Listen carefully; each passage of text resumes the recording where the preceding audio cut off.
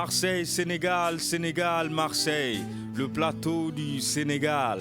Retrouvez tous les samedis de 11h à 12h30 votre émission Le plateau du Sénégal sur Radio Galère 88.4. Comprendre, débattre, dialoguer sur l'actualité politique et économique du Sénégal et de toute l'Afrique. Animé par Lamine et Richard.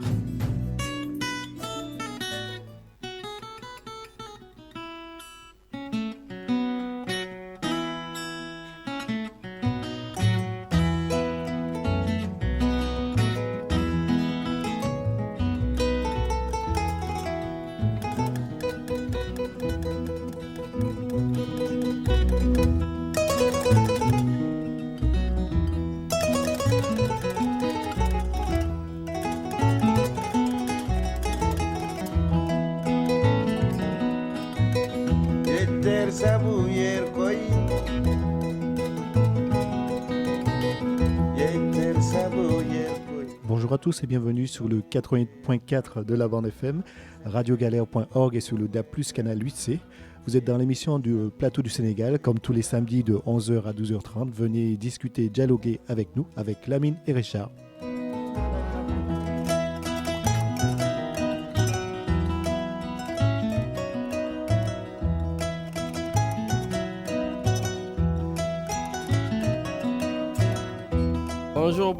Bonjour à toutes les auditrices, bonjour à tous les auditeurs de Radio Galère. Merci comme d'habitude Richard pour l'excellent travail que tu fais au sein de Radio Galère, mais aussi de cette émission Le plateau du Sénégal. On est très heureux, comme on le fait d'habitude, d'être avec vous tous les samedis pour justement dialoguer, échanger, voilà, comme il le dit, discuter, débattre, voilà, user de sa liberté d'expression. Voilà, et Richard, comme tu le sais, quand je parle de liberté d'expression, ça nous permet tout de suite de rentrer donc, dans cet hommage rendu à Samuel Paty, voilà, le professeur qui a été tué, qui a été décapité, voilà, par un fou vêtu d'un manteau islamique. Voilà, et que ça a créé beaucoup d'émotions. Donc, en tout cas, nous nous inclinons et puis nous transmettons toutes nos condoléances à sa famille, mais aussi à tout le corps enseignant. Richard, nous avons énormément d'enseignants qui nous écoutent. Nous avons aussi des professeurs d'ailleurs qui appellent très très souvent, donc je ne peux pas tous vous citer, mais on essaiera de donner la parole justement à notre professeur d'économie, à notre enseignant, Momar Sokhna Diop, depuis Paris. Voilà. Et puis je pense vraiment à tous nos amis enseignants qui nous écoutent et qui sont vraiment en tout cas très au fait de ce qui se fait sur Radio Galère.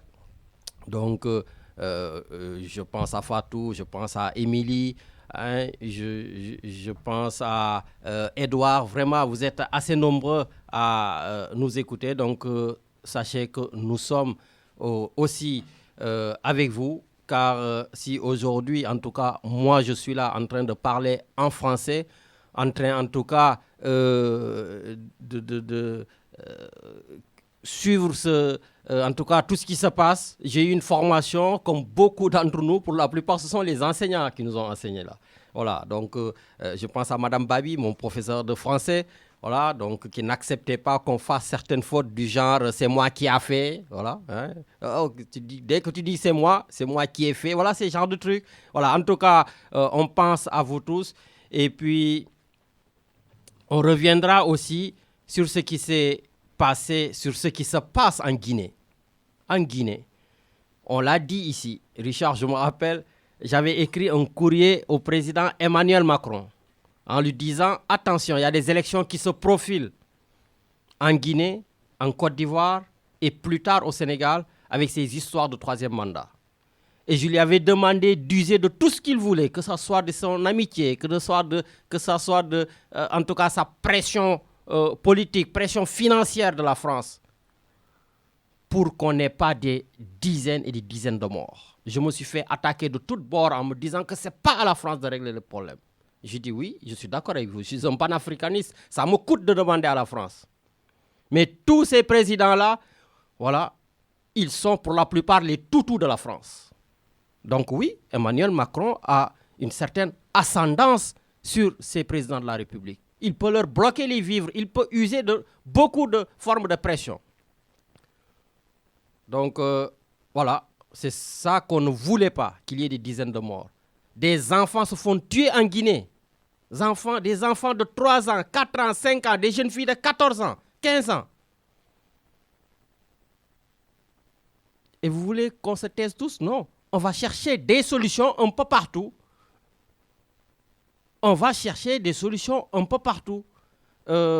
Mélenchon disait que Emmanuel Macron est en train de détourner le regard de la Guinée. Mais il a raison, comment il s'appelle? Mélenchon. Mélenchon, comme les autres, ne détournait pas le regard. Parce qu'il ne suffit pas, Richard, tout simplement de condamner. On va tuer des dizaines de Guinéens ou des dizaines et des dizaines de Côte d'Ivoire. Qu'est-ce qu'on va nous pondre? Un communiqué pour condamner ces actes. Ah, vous croyez qu'en condamnant ces actes, la vie revient donc à la normale? En condamnant ces actes, ces présidents criminels vont arrêter de tuer leur population? Bon, on va revenir un tout petit peu sur ça et on va donner la parole à des Guinéens. Et puis on essaiera aussi de parler de ce qui se passe au Sénégal, au Sénégal, oui, au Parti Socialiste du Sénégal, parce que Ousmane Tanor Dieng, depuis donc qu'il est décédé, Aminata Mbengue Ndiaye assure l'intérim et maintenant la guerre des successions est là, parce que Serigne Mbaye Thiam veut la place. On va donner la parole aussi, en tout cas, à Luc Kofei, donc responsable des jeunes socialistes ici en France, et membre aussi de Benno Bokk Yakaar. Voilà, et puis si on a le temps, on discutera de plein d'autres choses. Oui, j'ai même entendu, Richard, tous les amalgames. Oui, parce qu'après l'émotion sur l'assassinat de Samuel Paty, comme on a l'habitude de le faire ici, on va débattre, on va dialoguer. Et au nom de quoi? Le ministre de l'Intérieur, M. Darmanin, nous dit qu'il faudra arrêter les rayons, ce qu'il appelle des rayons communautaires. Quand il rentre dans un supermarché, il dit qu'il est choqué quand il voit que c'est écrit halal ou bien, je ne sais pas moi, harissa ou... Italien, mexicain. Oui, voilà, ces genres de trucs. Mais Richard, soyons encore plus honnêtes, il ne parle pas de ces rayons-là. Ah, d'accord. Non, disons les choses telles qu'elles sont. Ici, comme tu le sais, on dit les choses. Ce n'est pas italien ou mexicain. Non. Rayon halal. Okay. Rayon musulman. Mais en quoi, Richard, enlever ces rayons vont faire que les gens ne vont plus assassiner des gens? Ben, ça ne changera rien. Mais ça ne change absolument rien. Ça, c'est de la pure démagogie. C'est du pur populisme. Quand on rentre dans le supermarché, qu'on va s'acheter son poulet halal, ou bien qu'on va acheter son harissa, ou bien son couscous, ou je ne sais pas quoi, donc cela veut dire qu'il est en train tout simplement d'assimiler, en tout cas, les musulmans à de potentiels futurs terroristes parce qu'ils mangent du couscous. Non, mais je pense qu'il faudrait qu'on devienne sérieux dans ce pays-là. Parce que des ministres qui puissent être ministres de l'Intérieur, mais n'ont pas le droit d'user de cette forme de légèreté. Bon, écoute, Richard, on va tranquillement commencer en douceur. Voilà, et puis on va commencer à donner la parole à nos amis guinéens. Et puis avant aussi que je l'oublie, on est en train de travailler sur aussi quelque chose qui se passe. C'est vrai que les gens ils vont encore dire que j'attaque très souvent les consulats. La diplomatie sénégalaise. Bon, on a vu le chauffeur sénégalais donc, qui a été arrêté parce qu'il se croyait tout permis, parce que tout simplement c'est un diplomate. Voilà.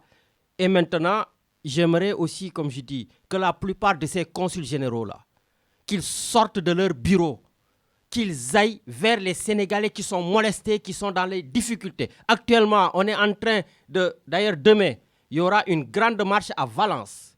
On a failli avoir ce que George Floyd a eu aux États-Unis.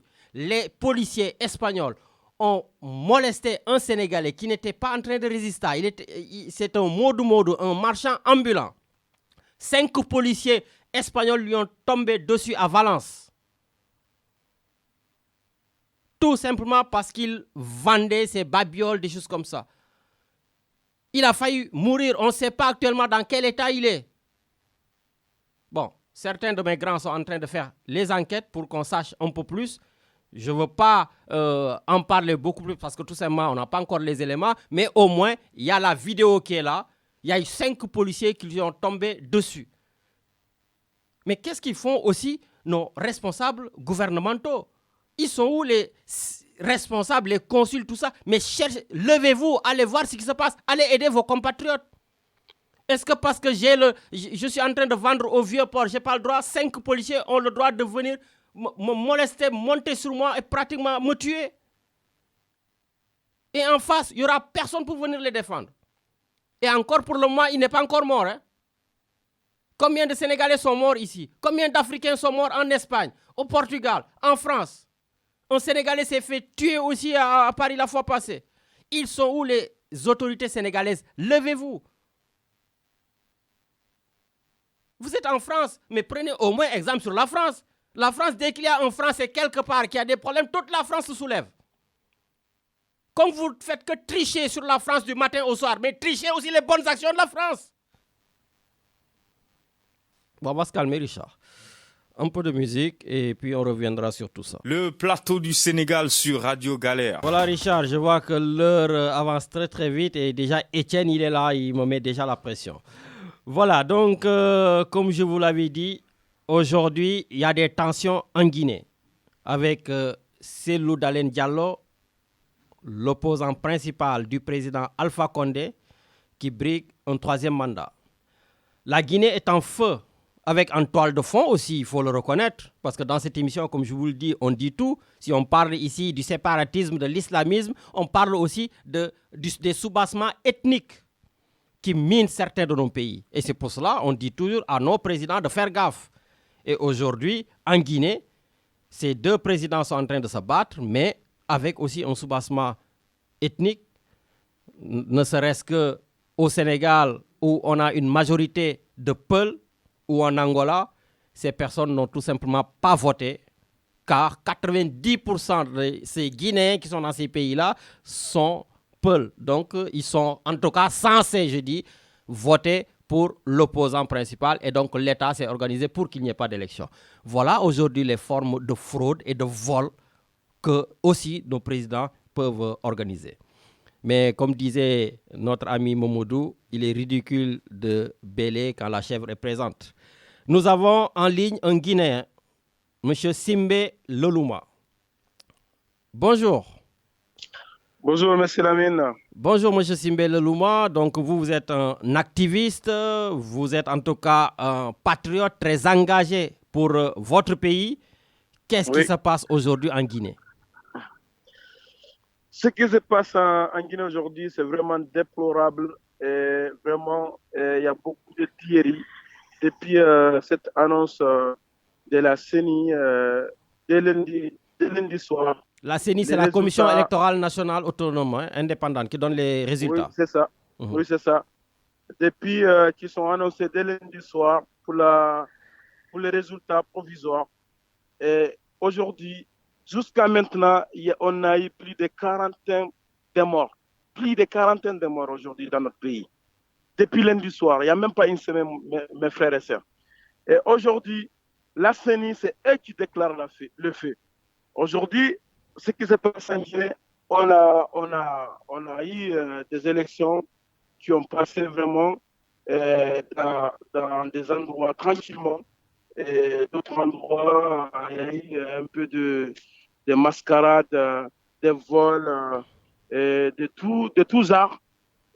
Aujourd'hui, la CENI, ils sont corrompus. Ils sont vraiment corrompus parce que moi, je vais vous parler avant tout de l'IFDG parce qu'on sait que 2010, je vais commencer à 2010. L'IFDG ont participé à cette élection. L'UNPG, c'est le parti de Cellou Dalein Diallo, le principal opposant. Voilà, le principal opposant de la Guinée. Elle a dit Cellou Dalein Diallo. L'IFDG ont participé en 2010. Et ils ont gagné cette élection. Mais ils l'ont volé. Et 2015 aussi. Législative 2013, ils l'ont volé. 2015 aussi, ils l'ont volé. Mais comme on a vu tout ça, des fois, quand quelqu'un te fait des tournants une fois, deux fois, au troisième fois, tu dois prendre des précautions. Et cette élection 2020, on a pris notre précaution, on a envoyé des délégués, plus de 32 000 délégués, dans tous les préfectures et les sous-préfectures de la Guinée, dans tous les tendus de territoire de la Guinée, pour surveiller vraiment des bureaux de vote. Et on a envoyé aussi des 800 personnes qui surveillent tout ce qui se passe, anomalie ou de bagarres ou séquestration dans ce pays. Et les délégués dans tous les préfectures, dans tous les bureaux de vote, on nous envoie tout, on l'a donné des ordinateurs, des téléphones portables pour qu'ils nous envoient des résultats en temps réel. On nous a envoyé tous les résultats, tous les bureaux de vote en Moyenne-Guinée, en Guinée forestière, en Basse-Guinée. Tous les délégués ont envoyé le temps réel, les résultats aux urnes. Tous les PV. Si je vous parle des résultats, c'est les PV. Les gens qui sont... les PV sortis des urnes. Les gens qui sont... le président des bureaux de vote qui ont signé, c'est les PV. Là, c'est ça qu'on doit reconnaître au niveau de la CENI. Mais aujourd'hui, on voit que la CENI, ce qu'il déclare, aujourd'hui, ce n'est pas pareil. C'est différent avec notre résultat parce qu'ils ne savent pas que nous, on a pris notre précaution pour qu'on ne vole pas, pour qu'on ne fasse pas ce qui s'est passé en 2010, en 2015. Aujourd'hui, en 2020, on a pris notre précaution. Mais justement, aujourd'hui, donc comme vous l'avez dit, d'ailleurs, on a vu que des membres de la CENI ont démissionné parce qu'ils estiment qu'il y a des irrégularités sur les résultats. Voilà. Et Cellou Dalein Diallo, donc le principal opposant actuellement, est séquestré. Voilà, il ne peut pas sortir. Qu'est-ce que vous êtes prêt à faire? Est-ce que cette fois-ci, il va aller jusqu'au bout? Et quand je dis jusqu'au bout, on va encore compter des morts et des morts? Oui, monsieur Lamine, ce qui se passe en Guinée, c'est vraiment déplorable. Je vais revenir en arrière un petit peu. En 2010, pourquoi on est devant le domicile de M. Eladji Cellou Dalein Diallo? Aujourd'hui, parce que 2010, je vous parle de 2010. C'est parce que tout simplement, Eladji Cellou Dalein Diallo a réclamé son droit en 2020, cette élection. En 2010, je vous rappelle aussi, Alpha Condé a réclamé son droit, il a réclamé son victoire avant la proclamation de la CENI. Il a violé la loi. Et aujourd'hui, on nous parle de Eladji Cellou, il a violé la loi. Mais quelle violation de la loi? 2010, Alpha Condé a réclamé son droit. Aujourd'hui, on réclame nos droits, on nous parle de la violation de la loi.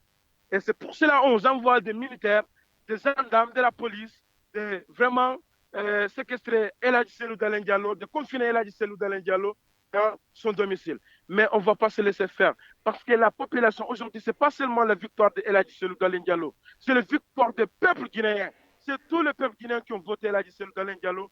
Et on est prêt à défendre tout ça, toute cette victoire-là, jusqu'au bout. Même si au niveau internationalement, vous avez vu dans les ambassades au niveau de l'étranger, en Guinée, exactement aussi en Guinée, il y a des morts, il y a des blessés. On est prêt à défendre cette victoire jusqu'au bout. On est déterminé. Ce n'est pas qu'Eladji Cellou Dalein Diallo. Il faut oublier Eladji Cellou Dalein Diallo. C'est notre victoire, c'est notre scrutin, c'est notre démocratie, c'est notre liberté. On est prêt à aller jusqu'au bout pour défendre ça. Merci beaucoup, M. Simbe Lolouma. Vous avez quelqu'un d'autre à côté? Allô? Allô, bonjour. Oui, bonjour, monsieur. Pouvez-vous vous présenter, s'il vous plaît? Je me nomme Ibrahim Mamou Balde. Actuellement, je suis à Paris. Voilà. Bon. Alors, que pensez-vous donc de cette victoire qu'on est en train, comme vous dites, de vous voler? C'est que vous n'êtes pas sans savoir, depuis que Alpha Condé a commencé à compétir dans une élection en Guinée, il n'a jamais eu plus de 20%. Il a toujours eu 18% depuis Lansana Conté. En 2010, il a eu au premier tour 18%. Eladji Cellou Dalein Diallo, il avait eu plus de 52%. Maintenant, pour l'empêcher de passer dès le premier tour, qu'est-ce qu'ils ont fait? Ils ont annuler les bureaux de vote d'une commune qui pouvait vraiment arranger l'affaire pour que Cellou Dalein soit président de la République dès le premier tour en 2010. Mais vu que Cellou, c'est un homme de paix, il ne voulait pas qu'il y ait la guerre entre les Guinéens, étant un pays frère et qui doit se battre ensemble pour sortir le pays de l'ornière, faire avancer le pays, décoller le pays économiquement. Il a dit oui, lui, il accepte, il ne veut pas brûler le pays, il ne veut pas gouverner des cadavres. Du coup. Voilà. En 2013, lors du scrutin législatif, là aussi, Cellou Dalein avait remporté la majorité à l'Assemblée. Qu'est-ce qu'ils ont fait? Ils ont triqué pour lui donner 37 députés. Là-bas aussi, il a accepté. En 2015, il a remporté les élections lors du second mandat, lors du scrutin pour le second mandat d'Alpha Condé. Cellou a remporté les élections. Là-bas aussi, qu'est-ce qu'ils ont fait? Ils ont triqué, il a passé. Voilà, Cellou a dit non, vu que moi je ne veux pas la guerre, je vais accepter. Voilà, moi je suis avec les citoyens. Moi je me bats pour tous les Guinéens, qu'ils soient de la Basse-Guinée. Vous n'êtes pas sans savoir que la Guinée est composée de 4 régions naturelles. La Basse-Guinée, la Moyenne-Guinée, la Haute-Guinée et la Guinée forestière. Du coup, il a dit que moi je me bats pour toutes ces communautés. Je me bats pour l'alternance. Je me bats pour faire avancer le pays. Je me bats pour que le jeune Guinéen arrête de traverser la Méditerranée en risquant sa vie pour venir en Europe dans un continent où il n'a aucun espoir. Voilà, il a accepté. Maintenant, en 2020, Cellou Dalein, ayant l'expérience de ce qui s'est passé en 2010, en 2015 et en 2013, voilà, il a pris toutes les dispositions pour faire en sorte qu'il y ait de transparence dans ce scrutin. Du coup, il a déployé plus de 32 000 délégués dans les 14 000 bureaux de vote à travers le pays, accompagnés des huissiers de justice et plus de 800 personnes qui contrôlaient les s'il y a des anomalies, voilà, et tout ce qui s'ensuit. Voilà. Du coup, tous ces 32 délégués avaient des iPads. Dès la fin du dépouillement, ils prenaient en photo les PV des bureaux de vote. Voilà, et les transmettez directement à la direction Donc, vous avez nationale. tout centralisé et vous avez eu vos résultats. Ben, en tout cas, ben, écoutez, on va suivre cette histoire donc, en Guinée, voilà, tout en espérant vraiment que, en tout cas, ces massacres arrêtent, ces massacres s'arrêtent. Voilà, et puis on vous dit tout simplement bon courage. Et puis l'Afrique, ce continent appartient à ces jeunes. Et sachez que nous tous les Africains sont aux côtés de vous pour tous ces présidents qui veulent briguer des troisièmes mandats par A ou par B. Merci en tout cas. Et puis bon je courage. profite de l'occasion pour remercier le mouvement Yanama qui se bat aujourd'hui du côté de la population guinéenne. Vraiment, nous les remercions. En tout cas, merci beaucoup et puis bon courage, bonne continuation. Je rappelle aussi que ce combat, ce n'est pas simplement un combat pour la Guinée, c'est un combat pour l'Afrique tout entière. Voilà, merci beaucoup. Merci à vous. Voilà, le temps. Merci. Oui, merci beaucoup en tout cas. Merci. Voilà, donc Richard, je tenais à ce qu'on donne la parole à ces jeunes Guinéens donc, qui s'abattent aussi pour qu'on ne leur confisque pas leur vote. En tout cas, sachez que la plupart de ces présidents qui vont vers des troisièmes mandats mettront des garde-fous comme il faut afin qu'ils ne perdent pas ces troisièmes mandats. Abdoulaye Wade, oui, a voulu faire un troisième mandat. Il l'a perdu. Mais sachez que les prochains qui feront un troisième mandat, je vous le dis aujourd'hui, ne perdront pas. Ne perdront pas. Abdoulaye Wade a été grand. On l'a battu dans les urnes. Il est parti. Mais certains présidents aujourd'hui ne se feront pas battre. On va certainement les battre dans les urnes. Mais ils useront de tout ce qu'ils peuvent. Regardez le problème de la Guinée. Comme je vous l'ai dit, les peuples qui sont censés être pour la plupart dans l'opposition, parce que aussi ce sont des réalités, ils vont voter pour Cellou Dalein Diallo, qui sont en majorité au Sénégal, en Angola, on leur a privé de droit de vote. Ça me rappelle tout simplement. Ça me rappelle tout simplement le Sénégal, où justement nos cartes d'identité, vous savez, à un moment donné, on ne les a pas du tout. Mais ce n'est pas tout le monde. Ce n'est pas tout le monde. Tous ces présidents de la République, ces directeurs de campagne, mais ils ont ce qu'on appelle une cartographie électorale. Ils savent dans quel endroit les votes sont favorables au président, dans quel autre endroit les votes ne sont pas favorables au président de la République. Donc, ils vont s'arranger de telle sorte que toutes ces personnes-là ne puissent pas voter. Voilà. Comment vous allez voter sans carte d'identité? On va vous dire, oui, votre carte d'identité est prête, mais elle est au Canada. Vous habitez où? Vous habitez à Marseille. Vous allez prendre quoi? L'avion pour aller au Canada voter? Donc, à un moment donné, il faut arrêter. Et ça, disséminer à travers le pays, mais forcément, le président de la République, il en sortira grandi et gagnant. Donc, junju doyna borom xel. Xam ngeen fi may waxee. Donc, tous ces présidents-là qui vont briguer un troisième mandat ne perdront plus les élections. Abdoulaye Wade, c'était une exception. Voilà. Richard, on va continuer donc un tout petit peu. Oui, on a parlé du Parti socialiste du Sénégal avec Liko Faye. Donc, pour rectifier, Liko Faye n'est plus, ou en tout cas n'est pas le responsable des jeunes.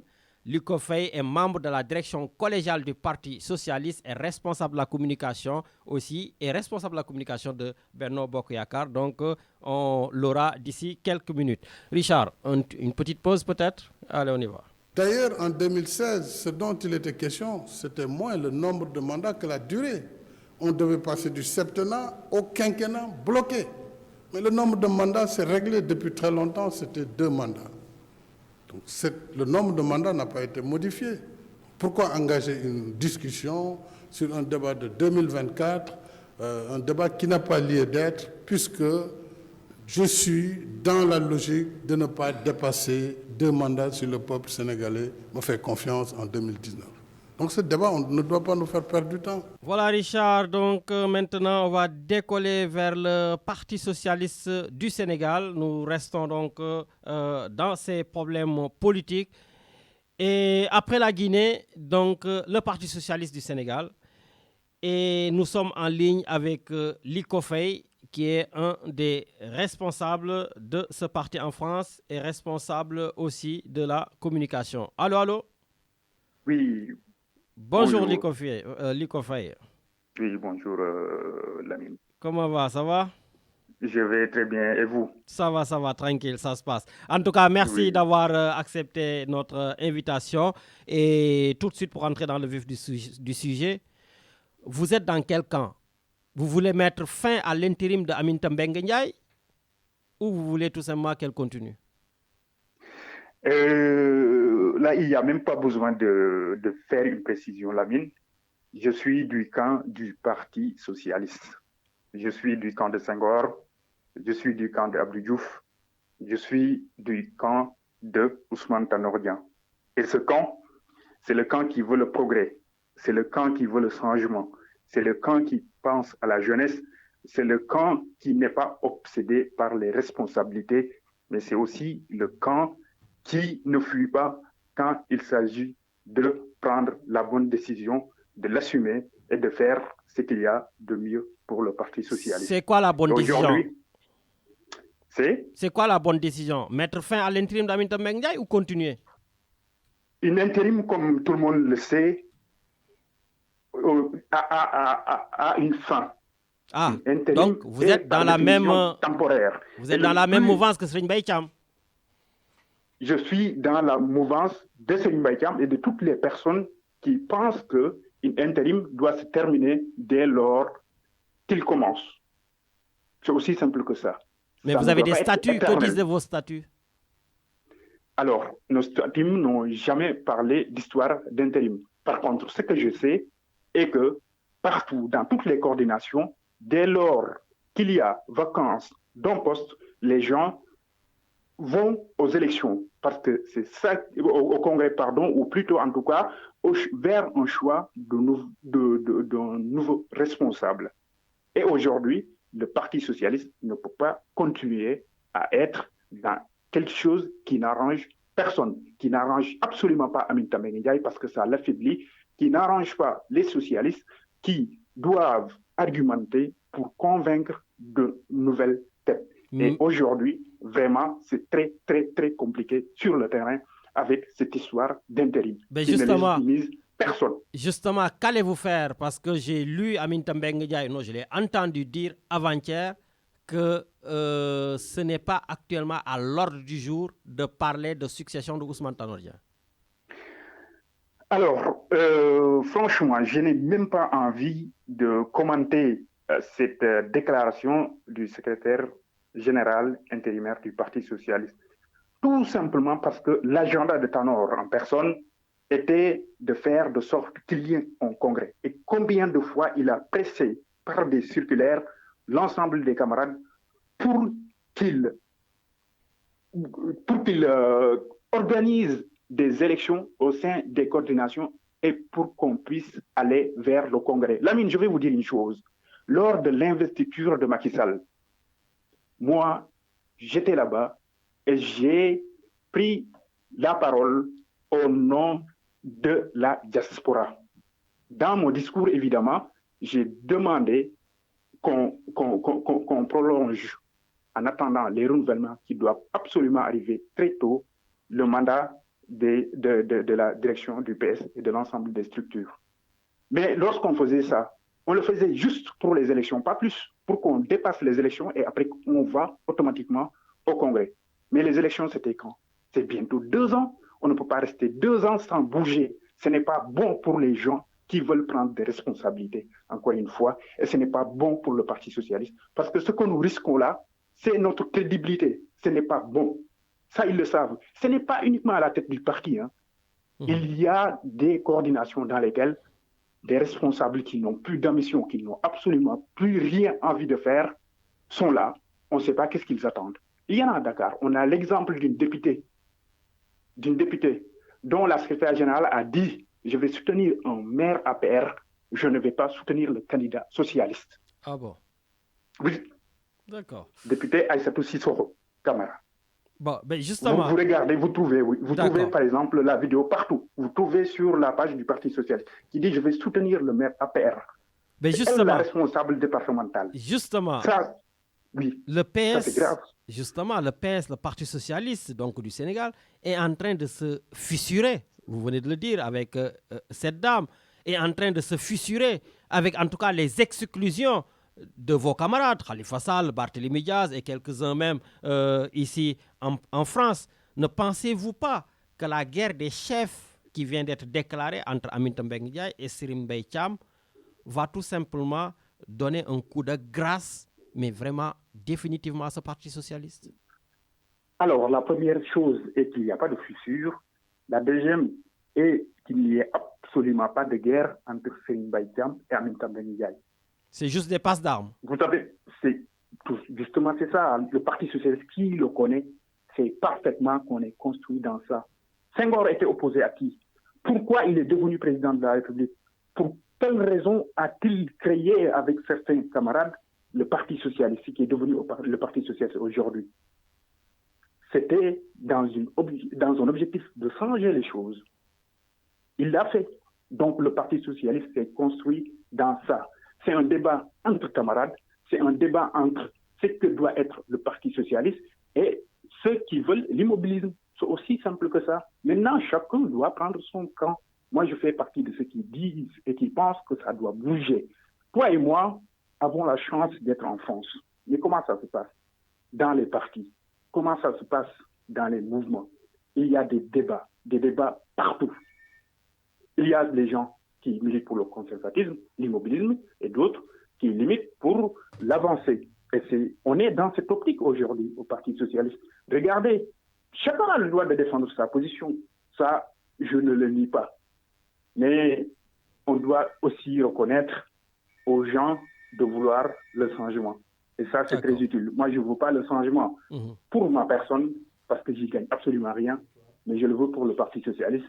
Et je le veux aussi pour qu'on réussisse, en tout cas, à faire venir de nouvelles têtes. Et à l'état actuel des choses, on va devenir comme l'AFP, un parti dans lequel il n'y a pas de débat, un parti qui meurt parce que c'est les mêmes personnes qui sont là et qui ne bougent pas. Je ne dis pas que les gens doivent partir, mais je pense qu'ils doivent soumettre leur légitimité au vote populaire, comme Ousmane Tanor Dieng l'avait fait.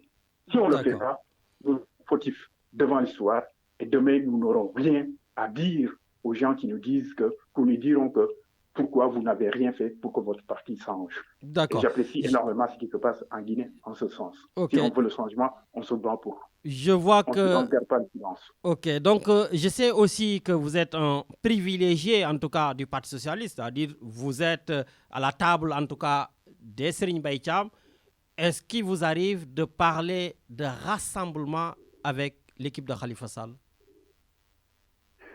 Moi, je suis à la table aussi du Parti socialiste et personnellement, moi, j'ai toujours pris la peine d'aller vers ses camarades et de le répéter. Vous pouvez leur dire combien de fois, à chaque occasion que je rencontre quelqu'un, je lui dis revenez au Parti socialiste. Vous savez pourquoi je dis revenez au Parti socialiste? Parce que Ousmane Tanor Dieng le voulait. Moi, il me l'a dit bien avant les élections là. Il a dit que ces gens-là n'ont pas compris nos choix. Mais s'ils l'avaient compris, ils ne partiront pas. Par conséquent, une fois que les élections seront terminées, il faut aller ouvrir la porte à tout le monde et échanger pour qu'ils reviennent au Parti socialiste. Ils voulaient donc ces renouvellements, ces retrouvailles, pardon. Par contre, comme Serigne Mbaye Thiam l'a dit, on ne peut pas les forcer. On peut tendre la main, mais on ne peut pas dire aux gens, venez. Absolument pas. D'accord. Sinon, ce serait vraiment complètement inutile et contre-productif. Donc oui, les gens qui sont avec Khalifa Sall, s'ils veulent venir participer à la construction du parti, continuer, il n'y a aucun souci. Chacun fait des erreurs. Merci beaucoup, Liko Faye. Juste une dernière question d'ailleurs. Vous êtes porte-parole de Benno Bokk Yakaar et on vous avait annoncé un peu partout, dans les consulats, dans les ambassades, etc. Où vous en êtes? Lamine, je pense que ça, c'est plutôt le choix de personnes qui ont envie tout simplement de voir des socialistes et d'être aux responsabilités. Franchement, je les L'APR n'est pas en train de vous barrer la route? L'APR ne peut pas nous barrer la route. Personne ne peut nous barrer la route. Maintenant, on peut faire un choix de confier à des socialistes des responsabilités pour qu'ils participent à la gestion du pays, mais personne ne peut nous barrer la route parce que nous existons depuis longtemps et nous nous battons. Ça fait 12 ans que je suis là, personnellement. Ça fait 12 ans que beaucoup de camarades sont là. Des personnes comme Abdourahmane Diallo, ça fait 30 ans qu'ils sont au Parti socialiste. Ils n'ont jamais occupé de poste. Ils continuent à vivre. Donc, ce n'est pas une histoire de poste qui va nous faire quoi que ce soit. Nous sommes concentrés sur notre parti et nous irons jusqu'au bout. Personne ne peut nous barrer la route. Et peu importe, nous dirons par contre jamais non à des postes. Parce que faire de la politique aussi, c'est vouloir exercer le pouvoir en tant que personne. Merci si beaucoup. Là, tant mieux. Si on n'a pas, tant pis. Merci beaucoup Lamine et je vous remercie pour l'invitation. Merci à toi. Merci beaucoup Liko Faye, donc membre de la direction collégiale du Parti Socialiste et responsable de communication du Parti Socialiste, porte-parole de Benno Bokk Yakaar au niveau de la France. Merci beaucoup. Richard, on a un auditeur en ligne, on y va directement. Ah, l'auditeur est parti. Bon, voilà. Donc, n'hésitez pas à nous rappeler au 04 91 028 10. Vous êtes nombreux à nous écouter sur le www.radiogalère.org. Vous êtes aussi très nombreux à nous envoyer des SMS, en tout cas d'encouragement. Ça fait vraiment plaisir. Le samedi, quand je finis l'émission, j'ai des centaines vraiment, et j'exagère pas, de messages qui arrivent de partout, vraiment, Richard, pour nous remercier et tout. On y va à l'antenne? Allô? Oui, Lamine. Oui, bonjour. Lamine, Nangadef. Magnifique. Ça, notre chroniqueur Medoun Dieng depuis Toulon. Ouais, mais Lamine, il faut que M. Faye sache qu'il fait partie de ceux qui ont eu à écrire l'histoire sombre du Parti socialisme. Que ce sont eux qui se sont pliés à mains et armes à la table de Macky Sall, qui sont offert leur tête et qui lui ont dit coupez-le, on n'a pas d'ambition. Et quand il dit que Khalifa Sall est invité à revenir, ce n'est pas à eux d'inviter Khalifa Sall. Khalifa Sall, il pèse beaucoup plus qu'Aminata Mbengue Ndiaye. Khalifa Sall, il pèse beaucoup plus que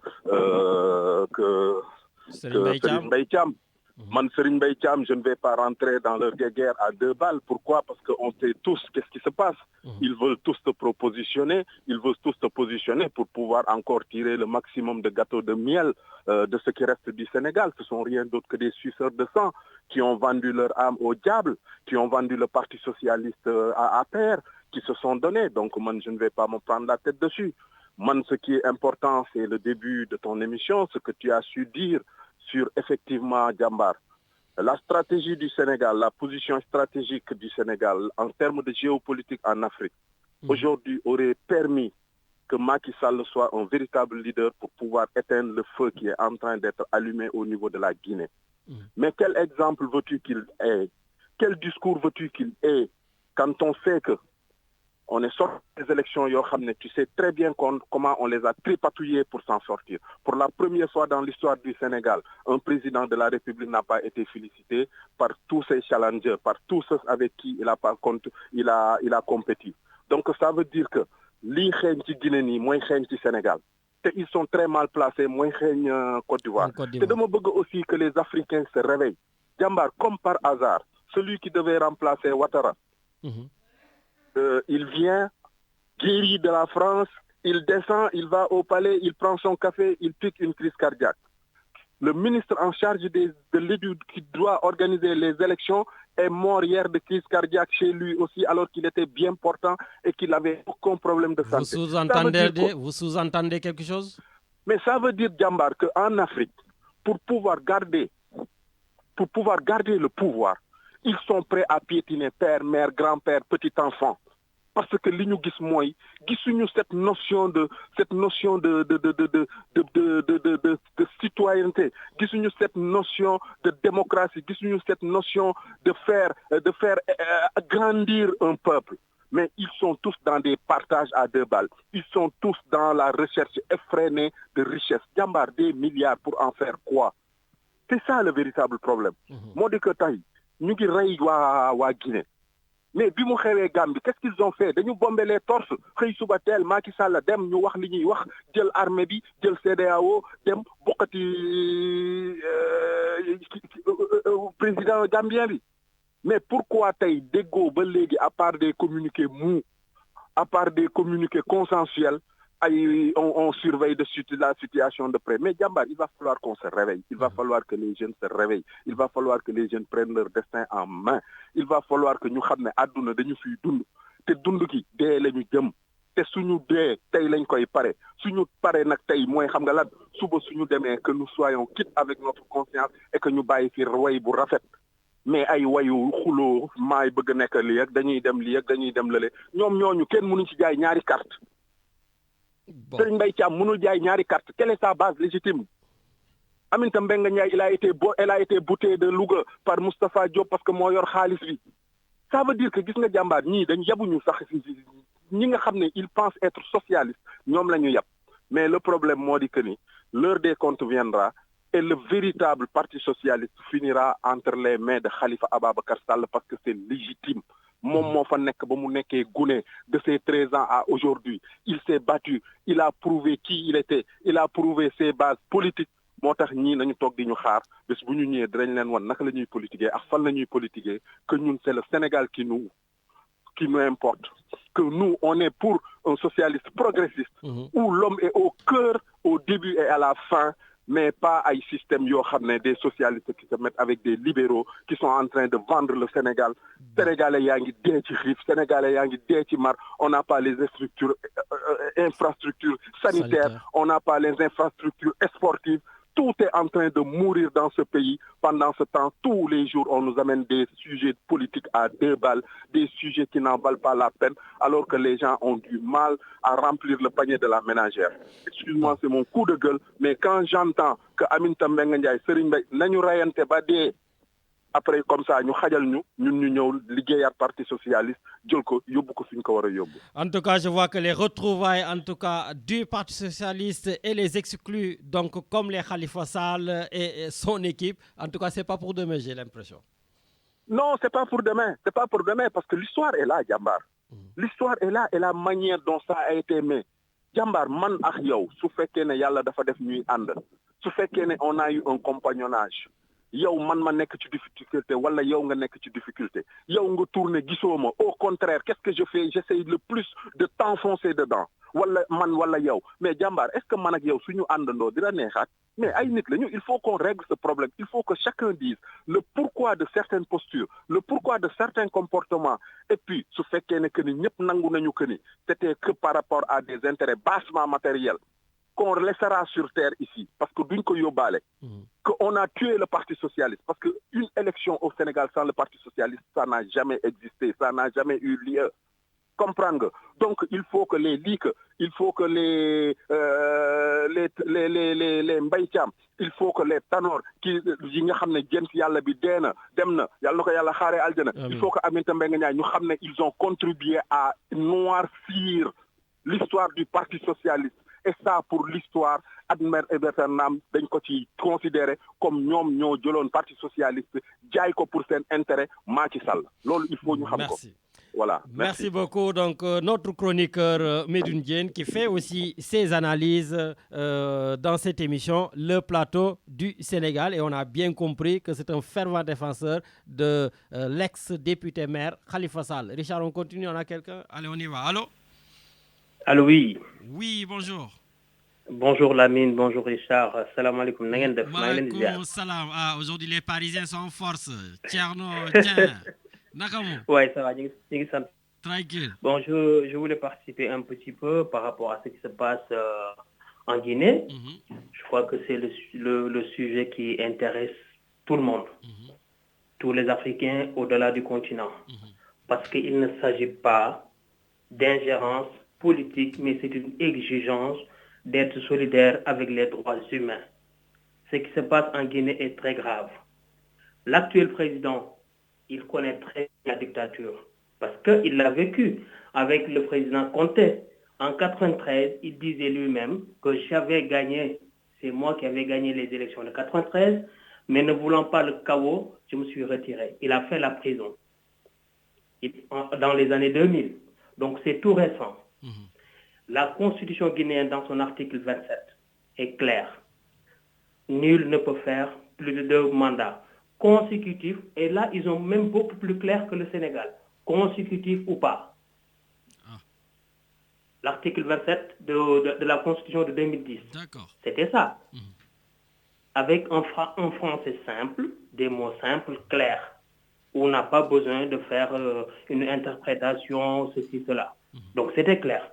Du moment que la Constitution vous défend, vous interdit de participer à une élection, il faut que les Africains, il faut que la jeunesse africaine, il faut que l'instance africaine, la CEDEAO ou les autres, doivent dire, parce que ce qui est en train de se passer en Guinée, c'est quoi? La France avait exigé aux États africains d'arrêter les coups d'État militaires. Donc ils ont dit d'accord. On va arrêter les coups d'État militaires, on va réfléchir politiquement. Nous allons mettre une instance qui s'appelle la CEDEAO, qui va être un syndicat des chefs d'État, où nous allons faire que de la politique pour pouvoir rester au pouvoir. Maintenant, on a transformé la solution en un problème qui est devenu un problème incurable. C'est le problème des 2 mandats. On dit oui, on respecte la Constitution, on ne peut pas faire 2 mandats. Et à chaque fois, il essaie d'expliquer et de dire que oui, il y a une ingérence. Non, non. Regarde ce qui se passe en Biélorussie. Donc, l'Union européenne, le Parlement européen, vient de décerner un prix à l'opposition. Ça, c'est une façon de dire oui, nous sommes avec cette opposition-là ou bien nous sommes avec ce groupe-là. Parce que le pouvoir est en train de faire du n'importe quoi, de tuer des gens et que nous ne pouvons pas tolérer des crimes et des massacres. Voilà la situation. La CEDEAO, il y a qui? Personne n'est légitime. Parce que tu ne peux pas faire la même chose ou avoir l'intention de le faire ou de l'avoir déjà fait pour pouvoir ensuite revenir dire aux gens oui, il faut ceci, il faut cela. Il faut qu'on arrête. Le cas de la Gambie... Donc il faut faire quoi? Il faut dissoudre la CEDEAO? Mais la CEDEAO, si c'est tout simplement pour être là, pour avoir comment dirais-je, pour un compagnonnage, copinage, pour régler des problèmes politiques, pour se soutenir, comme nous avons dit au Sénégal, de la gante guinao. Voilà, c'est ça le terme. Donc il faut arrêter la CEDEAO parce qu'on a besoin de la CEDEAO, des peuples, CEDEAO qui prend en charge des problèmes réels des populations africaines, mais pas des problèmes, des soucis politiques. Mais ceux qui sont dans la CEDEAO, c'est eux, comme tu l'as dit, qui briguent des 3e mandats et tout. Et vous croyez qu'ils vont aller dire à Alpha Condé d'arrêter? Il faut savoir que dans la CEDEAO, tout existe, hein, il y a un arsenal juridique, tout existe pour mettre en place, par exemple, une politique pacifique dans tout le continent. Mais ça ne leur intéresse pas. Parce qu'il y a beaucoup d'intérêts et après, il y a des intérêts extramuros, des intérêts intramuros. Il faut que les peuples africains se soutiennent. Aujourd'hui, nous sommes tous des Guinéens. Nous devons soutenir les Guinéens, participer à leur mobilisation, aller avec eux dans les manifestations. Parce que c'est l'Union au Guinée, Sénégal dina ci jot ab yakam. L'Union au Côte d'Ivoire, Sénégal dina ci jot ab yakam. Keneen dina ci jot ab yakam. Parce que au prix des morts, au prix des morts, parce que là, Alpha Condé ne lâchera pas le pouvoir. Mais voilà, est-ce que par exemple que toi tu imagines Alpha Condé organiser des élections alors que la loi lui interdit d'organiser des élections et d'y participer, il organise, il y participe. Il va laisser le pouvoir après? Non. Ce qui s'est passé en 2012. En 2012, c'était le début. Il y avait un homme qui s'appelle Abdoulaye Wade. C'est un démocrate. Il a fait des choses qu'on n'aime pas. C'est lui qui a commencé l'alternance au Sénégal en accédant au pouvoir en 2000 et c'est lui qui a permis la transition aussi en 2012. Et que je veux te dire que le cas d'Abdoulaye Wade en 2012, ce n'est même pas le cas actuel. Parce qu'Abdoulaye Wade a été élu avec la Constitution de 1963. Il a été élu avec la Constitution de 1963, qui ne limitait pas les mandats. Ça, il faut le savoir. Après, il est arrivé, même ceux qui étaient contre lui. Moi, j'ai entendu des gens qui sont dans le pouvoir actuel qui disaient que oui, c'était possible qu'Abdoulaye Wade se présentait. Mais le cas Abdoulaye Wade n'a rien à voir avec le cas actuel. Parce que ces présidents-là, ils ont des précédents. Et ces précédents-là ne peuvent pas être nuls. On ne peut pas dire que ce qui s'est passé en 2012, qu'en 2024, on peut se présenter et on met de côté toute l'histoire politique inédite que les Sénégalais ont vécue en 2012. Ce qui se passe en Guinée, on ne peut pas dire que, on met de côté tout ce qui s'est passé avant l'arrivée de Alpha Condé. Parce qu'il y avait Condé. Et Condé a été considéré comme un dictateur. Et que lui, il l'avait mis en prison. Et qu'il avait dit, depuis 1993, ce gars, il est là. C'est comme le président de la Côte d'Ivoire. Ce sont des gens qui sont là depuis les années 80, 70, machin. Ils ont vécu tous les régimes, ils ont vécu toutes les situations politiques du pays. Ils connaissent tout ce qui se passe. Et que pour finir, je vais vous dire une affaire ci wolof. Mag mu dem ba sax bi jaaw xam aduna xam lépp du jàng ak caay-caay da koy tari. Bon, merci pour cette conclusion. Merci beaucoup. Merci, Thiam. Allez, merci, au revoir. Voilà, donc, merci beaucoup. Donc, j'aimerais quand même qu'on revienne un tout petit peu sur ce que j'ai dit en début d'émission. Donc, l'assassinat du professeur Samuel Paty. Et juste rappeler encore une fois de plus, parce que je ne cesserai de le rappeler dans cette émission, que l'islam est une religion de paix, l'islam est une religion de tolérance, l'islam est une religion de solidarité. Cependant, il faut faire la dichotomie entre les musulmans et des personnes atteintes de troubles psychiatriques ou des assassins drapés dans un manteau islamique qui n'est qu'une couverture pour eux. Ça, j'aimerais vraiment que les gens qui nous écoutent et qui ne sont pas musulmans le sachent. Et Samuel Paty est un professeur. Et donc, comme j'ai dit, qui de mieux qu'un professeur pour nous dire son ressenti? Est-ce que notre professeur en économie et de gestion depuis plus de 20 ans, dans les quartiers difficiles aussi à Paris, en banlieue, est-ce qu'il est là, Richard? Allô? Oui, allô, Lamine. Bonjour. Bonjour, Momar Sokhna Diop. Voilà, donc... Wow, Momar Sokhna Diop, tout à fait.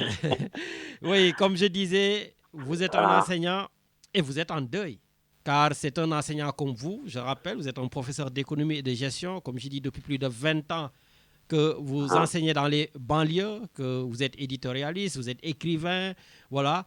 Et aujourd'hui, c'est un de vos collègues, Samuel Paty, qui vient d'être décapité en voulant discuter de la liberté d'expression face à ses élèves. Juste la question la plus simple. Dans quel état d'esprit êtes-vous? Lamine, d'abord, avant de parler de tout ça, je pense que nous, toutes les personnes qui interviennent à l'antenne, ça fait des années quand même que je vous suis et je pense que c'est toujours de plus en plus riche, quoi. Là, je viens de suivre un peu le débat politique, par exemple, l'intervention de Liko Faye. Si j'ai le temps, je dirai 2 mots, mais plus tard. Voilà, plus tard. Medoun aussi, Medoun que je remercie. Je pense qu'il est très constant, très engagé dans son discours qui est pertinent. Et ça, vraiment, on peut que s'en féliciter, quoi. Le problème de la Guinée aussi, s'il y a le temps ou une autre fois, j'en parlerai parce que j'ai déjà écrit sur ces problématiques de démocratie en Afrique en 2009 déjà. Mais pour revenir maintenant sur la question de l'actualité, l'état d'esprit, moi, je pense que, bon, comme il y a eu beaucoup de colère, d'indignation, de peur, de la part des collègues que j'ai eu au téléphone, comment dirais-je, il y a beaucoup d'interrogations aussi, par exemple sur la liberté pédagogique, la protection des enseignants, le rôle que chaque acteur, en tout cas de la communauté éducative, doit jouer pour que, effectivement, ça se passe bien. Les parents, les collectivités territoriales, voilà, tout ça. Donc, il y a beaucoup d'interrogations. Mais moi, je pense, sincèrement, je parle naturellement, je n'ai pas de préparation et tout ça. Je pense que l'heure est à l'apaisement. Parce que actuellement, nous vivons quand même partout dans le monde, et particulièrement en France, des situations un peu compliquées avec la Covid là, qui est remise sur table, etc. Donc, je pense que l'heure est vraiment qu'on se mobilise pour apaiser les esprits, dans l'eau, quoi, parce que c'est très important. Quand les choses nous dépassent, je pense qu'à un moment donné, tout le monde doit mettre la main dans la pâte pour qu'on trouve des solutions efficaces. Ça, c'est ma première démarche. Donc, maintenant, le deuxième problème, c'est que je pense que si je peux m'exprimer comme ça, je ne sais pas si c'est les bons mots ou pas, l'assassinat de notre collègue, ce n'est pas quelque chose qui m'a surpris. Parce que déjà, si vous vous rappelez, en 2015, il y a 6 ans, j'avais sorti un livre qui s'appelle « Enseigner en banlieue, une mission possible » aux éditions Chroniques sociales de Lyon. Tout à fait. Et dans cet ouvrage-là, déjà, j'alertais la communauté éducative en leur disant, attention, par rapport au vécu, ce n'était pas des choses que j'inventais. Comme vous l'avez bien dit, ça fait 21 ans que je suis enseignant dans les banlieues. Je n'ai pas fait autre chose. Et je disais, attention, il y a la violence qui commence, en tout cas pour ne pas dire qui a pénétré l'éducation. Et on le voyait à travers beaucoup de faits, dénoncés ou pas. Donc j'avais alerté la communauté éducative en leur disant, attention, il y a la violence. Qui faisait surtout cette violence-là, verbale, des fois même physique, qui faisait que le métier devenait de plus en plus difficile à exercer. Et ça, bon, je ne me suis pas contenté à établir un diagnostic. Je suis allé même beaucoup plus loin. Je ne sais pas si vous avez lu le livre parce que je vous l'avais envoyé. Je l'ai lu, oui. J'avais bien formulé des recommandations. Et je suis heureux aujourd'hui parce qu'il y a des recommandations quand même. Je ne sais pas si c'est un hasard ou ça a été lu par les conseillers de Jean-Michel Blanquer qui a eu mon livre. Je lui ai remis ça dans son cabinet. Il y a des mesures qui sont prises. Il ne faut pas non plus être dans le pessimisme. Par exemple, les classes à effectifs réduits. Je l'avais proposé déjà en 2015 et aujourd'hui, effectivement, aujourd'hui, par exemple, dans les écoles primaires et dans certaines zones classées, les effectifs sont réduits. Mais moi, je souhaite qu'on l'étale vraiment jusqu'en terminale parce qu'on en a besoin. Parce qu'on le sait. Deuxième chose. Professeur, je vois que vous vous êtes allé un tout petit peu et j'aimerais qu'on revienne parce que le temps, il est assez concis. Donc, juste, voilà, dans quel état d'esprit aujourd'hui? Vous avez peur? Mais bien sûr, on a peur. C'est une peur naturelle. Quand on voit qu'un collègue a été tué dans l'exercice de son métier, on peut se dire que personne n'est à l'abri. Ça peut nous arriver, nous aussi. Donc, mais ça tournait autour de la liberté d'expression. Mais justement, d'ailleurs, c'est quoi la liberté d'expression? Mais ça dit que, bon, moi, je ne vais pas vous faire une définition académique, parce que les gens qui nous écoutent peut-être ne vont pas comprendre. Ce qui est dit, c'est qu'un enseignant, comment dirais-je, pour transmettre des connaissances, pour faire acquérir aux élèves des compétences, a la liberté d'utiliser tous les moyens, tous les supports qui lui paraissent pertinents pour le faire. OK? Je donne un exemple. Par exemple, moi, en tant qu'enseignant, j'enseigne dans des zones très sensibles où effectivement des élèves ont des sensibilités souvent religieuses, culturelles même, qu'on connaît.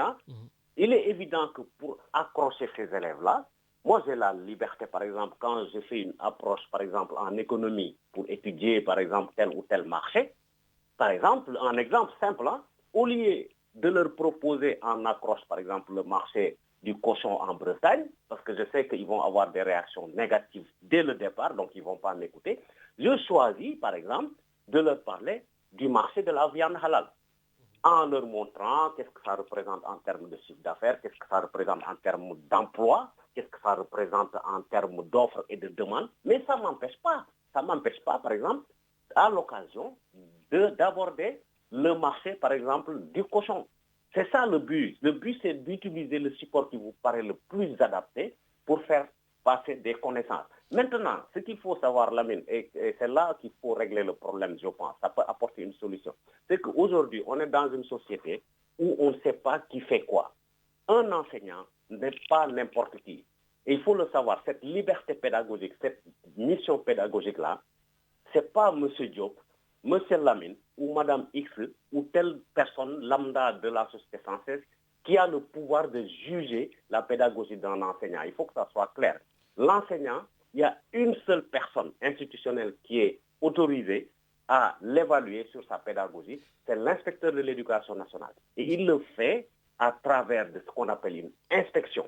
Et s'il s'avère que l'enseignant dévie ou n'utilise pas en tout cas les bons supports ou ce qu'on lui demande d'après les référentiels, il n'y a que l'inspecteur qui est capable, qui a la possibilité légale de lui dire attention, je vous recommande de faire comme ci, comme ça. Ce n'est pas un parent d'élève d'aller juger, bien sûr, la pédagogie d'un enseignant, ni même le chef d'établissement. Mais justement, est-ce que vous pouvez, je le dis parce que pendant des années, j'ai été délégué de parents d'élèves. Voilà. Oui. Est-ce qu'aujourd'hui, par exemple, au nom de la liberté d'expression, tout est moralement acceptable? Est-ce que les parents ne peuvent pas s'indigner, par exemple, des supports que vous pouvez utiliser? Mais les parents n'ont pas à s'indigner d'un support, c'est ce que je viens de dire. C'est-à-dire que les parents... Mais le support que le professeur a utilisé, c'est ça qui a conduit aujourd'hui à ce qui s'est passé. Mais il n'y a pas que ce support, il y a plusieurs supports qui sont choquants, il n'y a pas de problème. Mais encore une fois, ce qui peut être reproché en enseignant, c'est par exemple d'utiliser un support pour endoctriner des élèves, etc. Oui, mais déjà, est-ce qu'il n'y a pas un problème? En tout cas, voilà, je me mets à la place d'un parent d'élève, je ne suis pas enseignant. Est-ce que c'est pédagogique de demander à des élèves ou à un élève de sortir? C'est le professeur qui demande à ses élèves de sortir si jamais ils sont choqués par les images qu'ils risquent de montrer. Est-ce que ça, c'est de la pédagogie? Parce qu'il est là pour enseigner. Les élèves, ils doivent peut-être voir les images afin d'en discuter. Mais si on leur demande de sortir, c'est que quelque part, on est en train déjà de se reprocher peut-être quelque chose. Moi, en tout cas, je ne peux pas me prononcer là-dessus parce que je n'avais pas assisté à... Non, je parle dans la généralité. Est-ce que vous demanderiez à vos élèves de sortir du fait des supports que vous risquez de leur montrer et qui risquent de les choquer?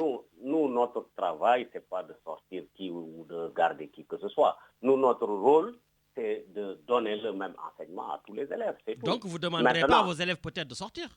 Je ne vois pas l'intérêt de leur demander de sortir. Donc, ce n'est pas ça. Mais en tout cas, moi, là où je veux intervenir, c'est que le professeur, il a ses choix, et ce n'est pas à moi ou à un autre de le juger. Je le répète, la seule personne qui est habilitée institutionnellement à dire qu'un prof n'a pas le droit de faire sortir un élève ou machin, ce n'est pas moi, c'est l'inspecteur de l'éducation nationale. Donc, vous voyez, donc là, c'est un peu une question un peu délicate à laquelle j'ai du mal à me prononcer. Mais encore une fois, moi, ce qui est important pour moi, c'est vraiment qu'on replace la place de chacun. Parce qu'un parent d'élève je veux dire, il a un rôle à jouer. Ce qu'on attend des parents d'élèves, nous les enseignants, c'est une collaboration. C'est-à-dire qu'on mette en place tous les moyens nécessaires pour mieux accompagner leurs enfants. Et pour ça, les parents d'élèves ont un cadre institutionnel qui est légal. Hein. Ils ont les conseils d'administration. C'est l'exécutif, par exemple, d'un établissement. Ils peuvent siéger au conseil d'administration. Les parents ont la possibilité aussi d'être représentés pour les conseils de discipline, etc., etc. Donc, moi, je pense que chacun doit rester dans le cadre que la loi lui autorise. Si on le fait, il n'y aura pas d'amalgame. Parce que ce qui se passe, c'est que moi, je trouve, moi, je vous dis, hein, personnellement, quand je sors et que les gens, les amis, etc., quand on leur parle du métier de professeur, ils pensent qu'un professeur, c'est quelqu'un qui est tout le temps en vacances, qui ne travaille pas. Il a fallu le Covid-19 pour qu'on s'en rende compte que finalement, on travaille, même en dehors du face-à-face pédagogique, à la maison, on travaille dans le social, on travaille dans tous les domaines pour que effectivement les jeunes soient le mieux accompagnés possible. Donc, l'idée, c'est que les parents jouent leur rôle dans le cadre qui est défini par les institutions. Les enseignants jouent leur rôle dans le cadre qui est défini aussi par les institutions, etc. Si on le fait, moi, je pense qu'on va arriver à un moment où on donnera à nos enfants le meilleur accompagnement possible. Parce que ne l'oublions pas, l'école est le seul outil quand même le plus précieux que nous partageons nous tous. Donc, nous avons intérêt plutôt à le préserver, plutôt que de se jeter les accusations les uns d'autres. Une dernière question sur ce sujet. Donc, je rappelle donc notre invité Momar Sokhna Diop, professeur d'économie et de gestion depuis plus de 20 ans en banlieue parisienne. OK? Et aujourd'hui, pour dire vrai, dans vos banlieues, vous avez beaucoup de musulmans dans vos classes. Est-ce que vous faites attention au message que vous véhiculez? En un mot, pourriez-vous montrer des images choquantes à vos élèves tout en tenant compte de la religiosité? Soit la plupart c'est des musulmans ou c'est des chrétiens. Mais Lamine, moi, mes élèves, je m'en moque qu'ils soient musulmans, chrétiens ou ils ne croient pas, c'est leur problème. Moi, je ne suis pas engagé dans l'éducation, comme tous les enseignants d'ailleurs. On n'est pas engagé pour identifier qu'un élève est ceci ou cela. Nous, les élèves, on les considère comme des élèves, point. Et effectivement, nous devons plutôt les former en tenant compte de ce que je viens de dire. Voilà. Donc, je n'ai pas à me dire je choisis telle chose ou telle chose. Moi, mon objectif en tant qu'enseignant, que ce soit en France même ou ailleurs, je pense que ce qu'on demande à un enseignant, c'est plutôt de former les élèves, d'utiliser les outils les plus pertinents possibles pour former ces jeunes-là à ce qu'ils deviennent des citoyens capables de s'intégrer socialement dans n'importe quelle société et plutôt aussi de réaliser leur projet professionnel. Moi, je pense que ça, c'est le combat. Mais en banlieue, moi, je me pose même pas la question si un élève est musulman ou pas. C'est pas mon problème. Mon problème, c'est de donner à tous les enfants de ce pays-là qu'ils soient, et même mieux, c'est-à-dire que je ne me soucie même pas de dire c'est des élèves de banlieue ou des élèves de non-banlieue, c'est des élèves de France. Et qu'ils soient en banlieue ou ailleurs, notre rôle, c'est de les accompagner vers la réussite, c'est tout. Voilà. En tout cas, professeur, si tu me le permets, j'aimerais que ce que tu voudrais dire sur le Parti social, tout ça, nous garder comme bénédiction parce que j'ai beaucoup de demandes et voilà. J'espère que tu comprendras. En tout cas, voilà, moi je reviens à ce que je disais au départ. Il faut vraiment qu'on préserve cet outil-là qu'est l'école, qui est bien sûr malade, on le sait. Il y a beaucoup de problèmes, comme il y a des problèmes aussi dans la police, etc. Mais, encore une fois, donnons-nous la main, les journalistes, vous les porteurs de messages aussi, etc., pour que l'école reprenne sa place et que l'enseignant retrouve son autorité et son vrai statut. Je pense que si on le fait, on réglera pas mal de problèmes. Ça va. En tout cas, merci beaucoup. Merci d'avoir accepté notre invitation, professeur. Merci, Lamine. À bientôt. Merci. Au revoir. Voilà, Richard, on a encore un auditeur. Allez, on y va. L'auditeur n'est plus là. Voilà, on va partir au Sénégal, Richard. Donc, nous avons donc un auditeur qui nous attend aussi au Sénégal depuis longtemps. Allô? Allô, Lamine? Oui, bonjour. Allô, oui, je vous entends, Lamine. Bonjour, Baïfal. Bonjour, Lamine. Ça va, vous êtes au Sénégal et je rappelle à nos auditeurs que vous êtes un des responsables d'un mouvement très en vue en ce moment, l'association Diaspora Nyo Lank. Et on vous voit partout en ce moment dans les plateaux ak yu dee noonu lan moo xew encore ci les Sénégalais de la diaspora wala lan la diaspora ñoo ànd ñoo lànk di défendre tey. waaw Lamine ñoo ngi lay sant di la gërëm di sant auditeur rajo Galère. Bon actuellement nii sunu combat ñoo ngi koy mënee ci li nga xamante ne bii moo considéré li fi xew actuellement. mooy li nga xam ne moom le ministre de la santé bi teg mu waroon a commencer le 1er novembre te ñu indi ko ba barki démb. mooy test Covid yi dootuñu ko def au Sénégal. mooy test Covid yi dootuñu ko def au Sénégal. pour ceux qui voyagent. voilà te loolu man dama pour ceux qui voyagent ñi nga xam ne dañuy jógee bitim réew di ñëw Sénégal. léegi. li nga xam ne ñun moom lañ ci doon ñaan di ko won tamit maanaam pour ministre de la santé ubbi ci bëtam mooy li nga xam ne nekk na Sénégal nekkul Europe mooy tey jii ñun dañoo nekk ci réew moo xam ne du suñu réew urgence mën laa dab nag saa bu ne mën ngaa yeewu tey jun la sa waajur manqué na mën ngaa yeewu tey june la sa doom maara day taali parce que dafay am luy am moom da nga koy tuddee da muy amee manqué na da ngaa war a daw jënd billet dugg ci avion bi wàcc Sénégal léegi ñun liñ doon ñaan mooy li nga xam ne ni état def na ko yëpp ànd nañ ci mooy compagnie yi war nañoo mën a exiger test PCR bi amul problème wala ñu exiger test sérologie bi amul problème mais li nga xam ne mooy comment dirais-je laboratoire bi nga xamante ne bi maanaam mooy centre bi nga xam ne moo nekk aéroport Blaise Diagne nañ ñu ko fa bàyyil ñu lii mooy suñu ñaan lii la ñuy laaj. waaw mais est-ce que loolu tey jii yoon la ngeen koy ñaan dans la mesure où le Sénégal donc est en train de voir ses taux de Covid-19 de coronavirus baisser actuellement cas yi ñuy fay am yu genn wàll yëpp bitim réew lay jóge est-ce que tey Sénégal nekkul ci yoon ne leen def leen ko bitim réew balaa ngeen di ñëw. waaw mais xam nga loo gis ne cas loo gis ne ci àddina règlement boo gisee dafa am exception.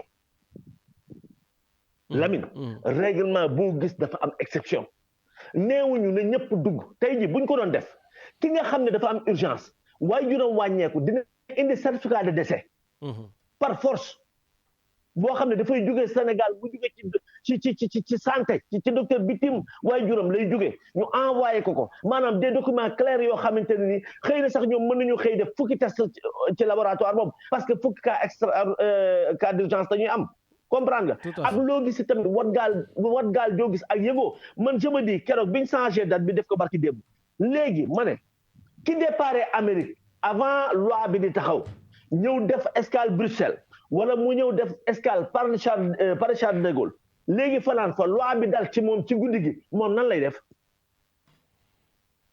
bu neexee Air France mu ne ko doo embarqué parce que ce gouvernement donte yow da ngaa def escale fi dow ce gouvernement nee na bul wàcc nee na doo embarqué yow léegi nan ngay def da ngay toogaat France dafa test PCR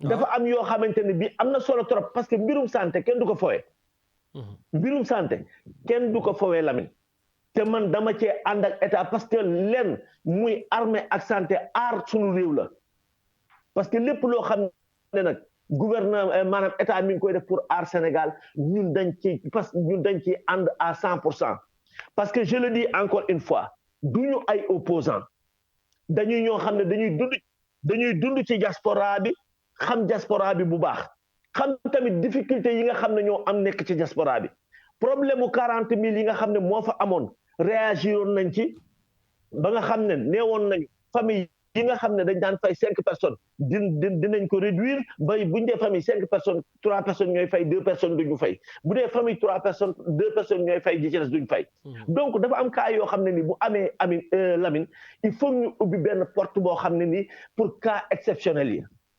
D'accord.